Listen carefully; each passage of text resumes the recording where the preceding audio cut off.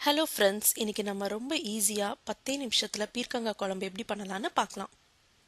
இதுக்கு தேவையான பொருட்கள்: பீர்க்கங்காய், பூண்டு, வெங்காயம், வறுத்த நிலக்கடலை, தேங்காய், மஞ்சத்தூள், மிளகாய்த்தூள், பொட்டுக்கடலை, கடுகு, உளுந்த பருப்பு. இப்போ குழம்பு பண்ண ஆரம்பிச்சிடலாம். முதல்ல பேஸ்ட்டு ரெடி பண்ணிடுவோம்.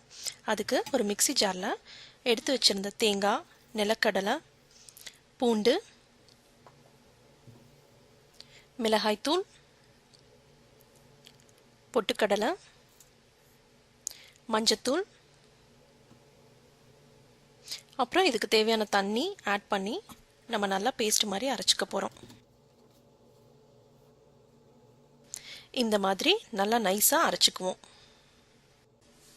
அடுத்து நம்ம குழம்பு செய்கிறதுக்கு ஒரு பேனில் 3 டீஸ்பூன் ஆயில் ஆட் பண்ணிவிட்டு நல்லா ஹீட் பண்ணிக்கோங்க.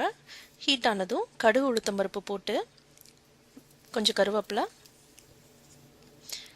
அதுக்கப்புறம் வெங்காயம் இதை போட்டு தாளிச்சுக்கலாம்.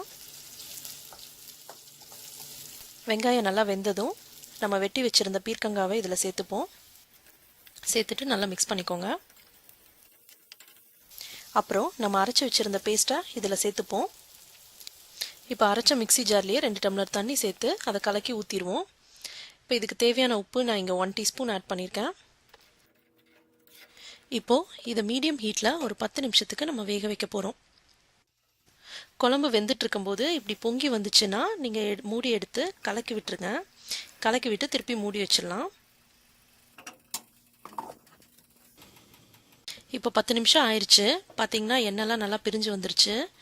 குழம்பு நல்லா வெந்துருச்சு. அவ்வளோதாங்க, சுவையான ஈஸியான பீர்க்கங்காய் குழம்பு ரெடி. ட்ரை பண்ணி பாருங்கள்.